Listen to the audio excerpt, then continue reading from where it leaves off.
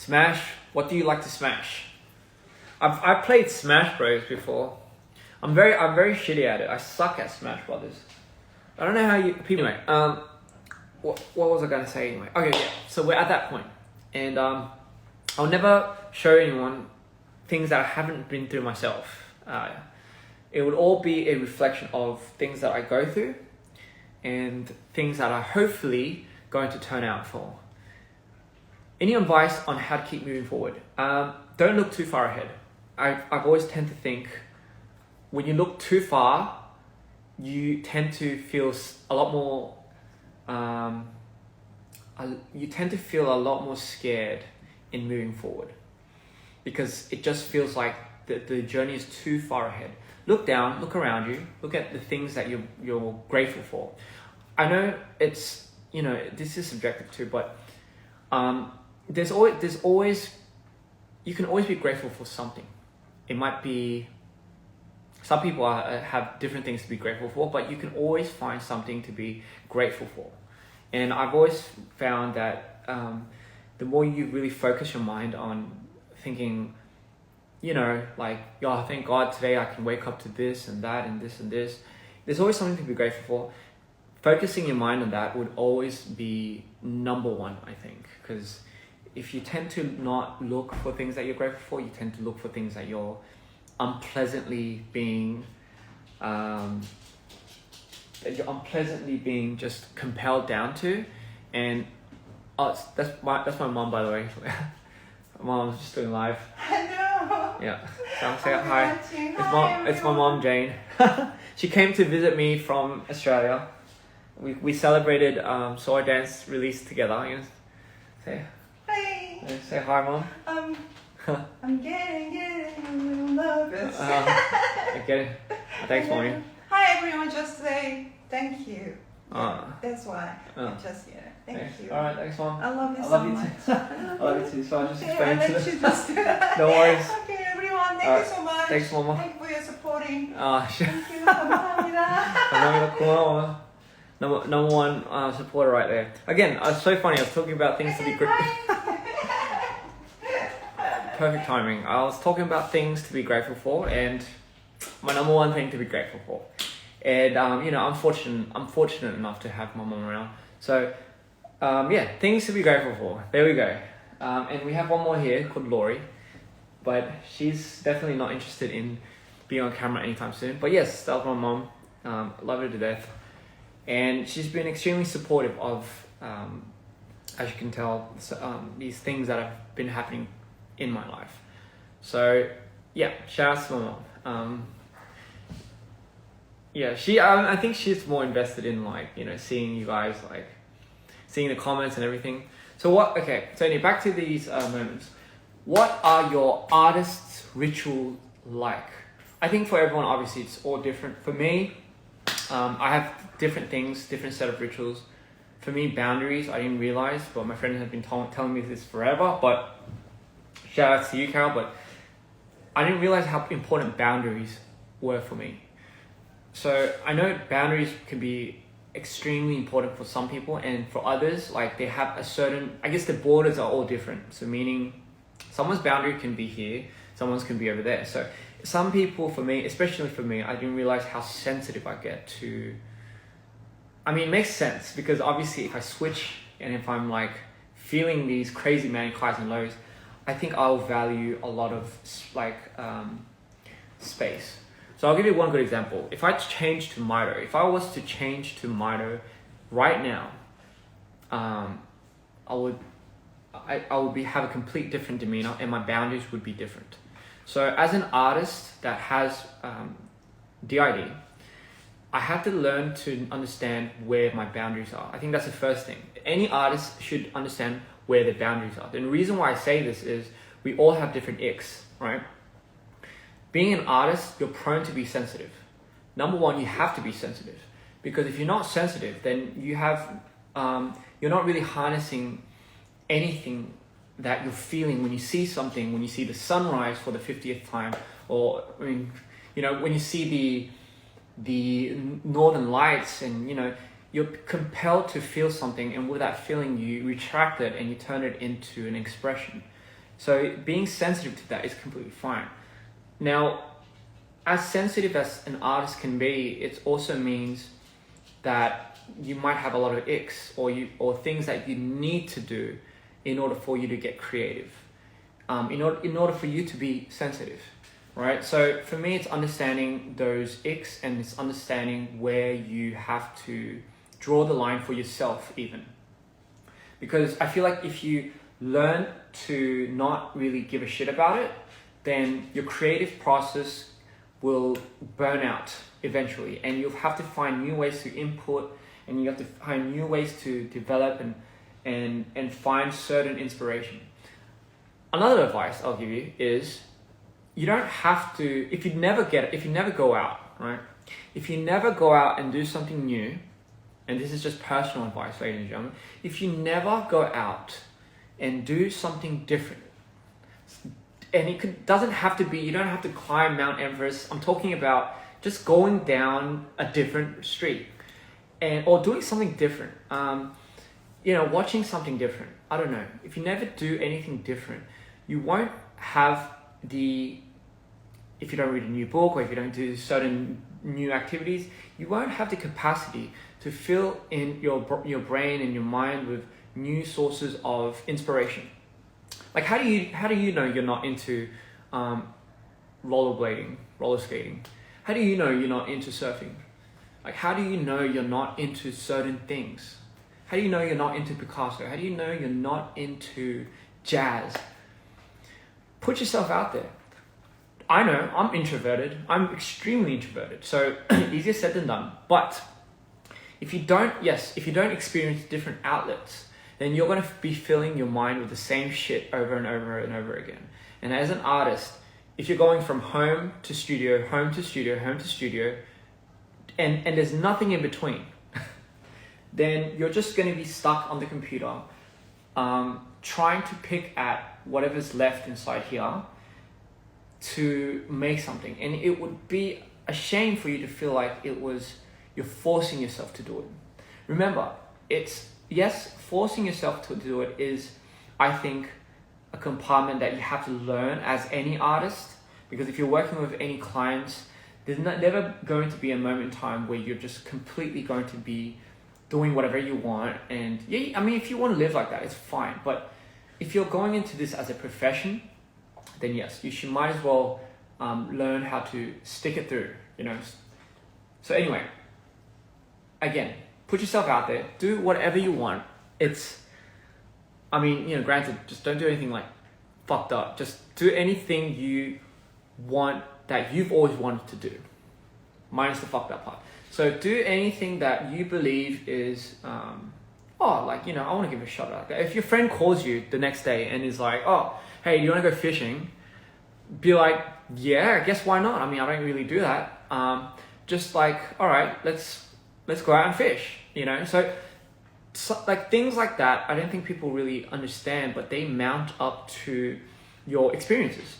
And people with experiences, good or not, you learn how to associate that with your art.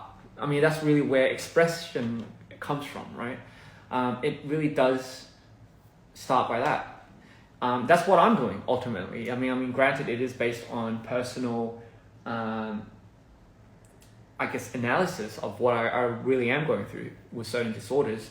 However, I'm not scared to put that into the light, because I know deep down I'm not deeming this as a complete negative notion. I'm not putting this in a negative light. I'm trying to exceed the amount of good that this has, or this could potentially have.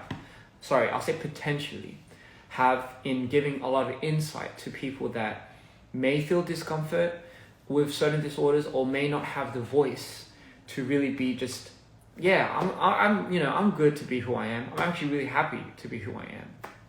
Because it could be, trust me, disorder or not, some people just do not love themselves. Like they just have way less respect than they will ever know of themselves. Like you'll be so surprised, right?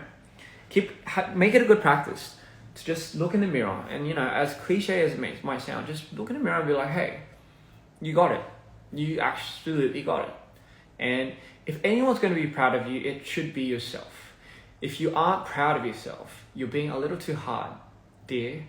You are being a little too hard on yourself, But how do you keep promises to yourself? How do you respect yourself? How do you love yourself?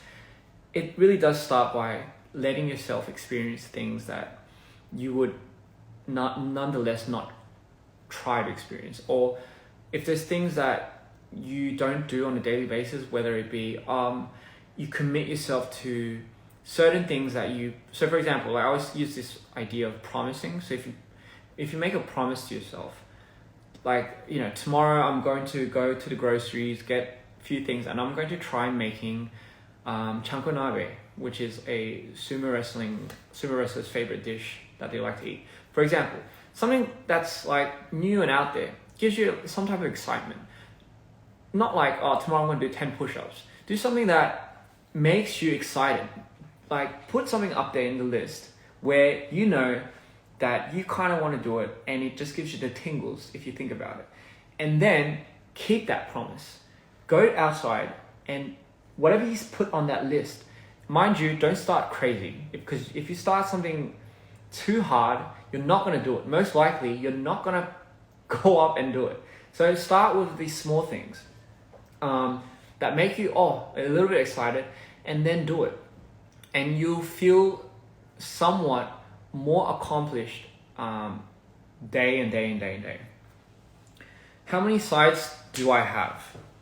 I have 2. sorry, that's a stupid joke. Okay, that's what I always used to say that to the people that ask me, my friends.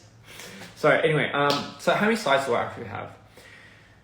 Let me give you like a good idea. So you have the high, the insanity, the overall, what you might think ruler, but is in fact maybe the person that really runs the train. But then you have the version of yourself where you're manicure low, or the person that deals with your certain traumas and experiences. So you have the guardians. These two are kind of what I think. And in between, you have you. But now, I'll give you something that really might pick your brains. What happens if you shatter? So what happens if me, for example, oh, smack. Just get shit out of me. Laurie, we talked about this, Laurie, didn't we? Laurie, didn't we talk about this? Me and Laurie had conversations about this. So what happens if I am healthy, the healthiest I've ever been? So is my disorders. So is my disorders. Funny enough, yes. The more healthy I am, I learned to understand that my disorders, especially with bipolar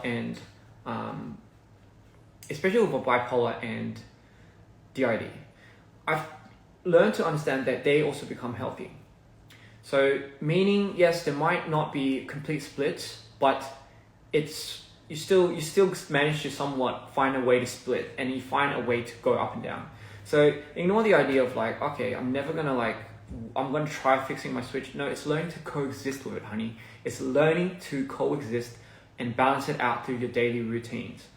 And you have to understand it's a lifelong, almost to death,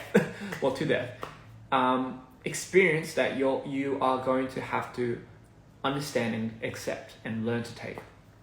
So then what happens if, let's say, the core me is being shattered, whether that be through stress, whether that be through physical endurance, and obviously mental endurance, fatigue. So what happens then if the version of me starts shattering, just the core me, I'm not even talking about my lows and dips. What happens if the core me starts shattering, and then I go into my manic highs as a shattered piece? Then your manic high also becomes a shattered piece, right? So then your shattered pieces, God knows how many there is, but you start shattering. So your kind of your split personalities will then split again, and I know this sounds really crazy, but there was a moment in time where Mito split it off into 3 more characters during the last stages of my tour last year. And I remember it was being one of the most scariest and to this date, most haunting experiences I've ever had. It's kind of like I didn't know how many times I was switching. So my switches and cycles would happen about every 30 minutes. And I'll go here and I'll make my decision, and I'll come back and I'll be talking differently, and then I'll walk back and I'll be like, oh, I remember that I was going to go buy this, and then come back, and then I'll come back in the middle of it and I'll be like, where am I? So all I remember are fragments of still cuts, if you think about it. So that's why, for example, ow. Say hi, Laurie. We're just talking about this. Laurie, do you have any split personalities? No, not that I'm aware of. And funny thing is, Laurie knows when I switch, so her demeanor changes too. It's pretty hard.